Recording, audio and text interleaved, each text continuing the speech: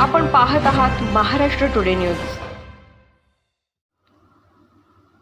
केस बीड, राष्ट्रीय सेवा प्राधिकरण नवी दिल्ली, महाराष्ट्र राज्य विधी सेवा प्राधिकरण मुंबई, जिल्हा विधी सेवा प्राधिकरण बीड, जिल्हाधिकारी कार्यालय बीड, जिल्हा परिषद बीड, तालुका विधी सेवा समिती केज व वकील संघाचे केज यांच्या संयुक्त विद्यमाने मस्साजोग येथे दिनांक 25 फेब्रुवारी 2024 रोजी रविवारी महाशिबिराचे आयोजन करण्यात आले होते। या महाशिबिराच्या अध्यक्षपदावर श्री आनंद यावलकर, प्रमुख जिल्हा व सत्र न्यायाधीश तथा बीड जिल्हा विधी सेवा प्राधिकरण बीड हे होते, तर प्रमुख अतिथी श्रीमती दीपा मुधोळ मुंडे, श्रीमती चेतना तिडके, अप्पर जिल्हा पोलीस अधीक्षक बीड, श्री जी सोनी, सचिव जिल्हा विधी सेवा समिती बीड, श्रीमती संगीता देवी पाटील, उपमुख्य कार्यकारी अधिकारी जिल्हा परिषद बीड, जिल्हा व अतिरिक्त सत्र न्यायाधीश श्री कुणाल जाधव, जिल्हा शल्य चिकित्सक महिला व बालकल्याण समिती प्रमुख, उपजिल्हाधिकारी कल्याण समिती प्रमुख, उपजिल्हाधिकारी तहसीलदार श्री अभिजित जगताप यांच्यासह केस तालुक्यातील विविध कार्यालयाचे अधिकारी, महिला बचत गटाचे प्रतिनिधी, वकील संघाचे सदस्य, नागरिक व महिला भगिनी यांची मोठ्या संख्येने उपस्थिती होती। जिल्हा परिषद माध्यमिक शाळा मस्साजोग शाळेच्या विद्यार्थ्यांनी स्वागत गीत सादर केले। मान्यवरांच्या हस्ते दीप प्रज्वलन करून महाशिबिराला सुरुवात करण्यात आली। मान्यवरांचे स्वागत शाल, श्रीफळ, रोपटे बचत गटाने तयार केलेल्या वस्तू देऊन करण्यात आले। या कार्यक्रमाचे प्रास्ताविक श्री जी सोनी यांनी केले। आपल्या प्रास्ताविकपर भाषणात त्यांनी महाशिबिर ग्रामीण भागात घेऊन जास्तीत जास्त लाभार्थ्यांपर्यंत जाण्याचा हेतू सिद्ध केला।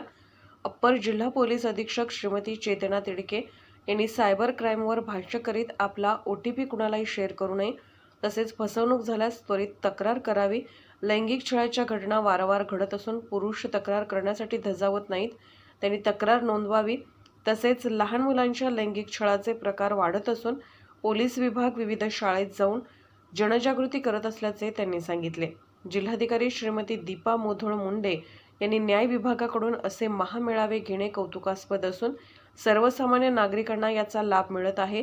ऊसतोड कामगारांचा जिल्हा आहे ही ओळख आता पुसून टाकायची आहे। महिला व मुलांनी ऊस तोडायला जाऊ नये, त्यामुळे अर्धे आयुष्य ऊसाच्या फडातच जाते। आपल्या मुलांचे आयुष्य सुधारण्यासाठी शिक्षण द्यावे असे आवाहन केले।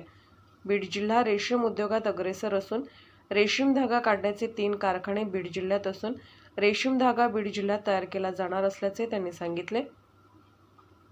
सध्या परीक्षा चालू असून कॉपीमुक्त परीक्षा घ्याव्यात, अन्यथा कडक कारवाईला सामोरे जावे लागेल असा इशारा त्यांनी दिला आहे। बालविवाह रोखण्यासाठी यंत्रणा सज्ज असून मुलींनी व पालकांनी आमचा आदर्श घ्यावा असे त्यांनी सांगितले। यावेळी शासनाच्या विविध विभागांनी आपले माहितीविषयी स्टॉल लावले होते, तसेच महिला बचत गटातील महिलांनी आपल्या उत्पादनाचे स्टॉल लावले होते। या महाशिबिरात लाभार्थी व महिला बचत लाभार्थी यांना धनादेशाचे वाटप करण्यात आले। साने गुरुजी निवासी आश्रमशाळा व रामराव आवरगावकर विधी महाविद्यालय बीड यांनी पथनाट्य सादर केले।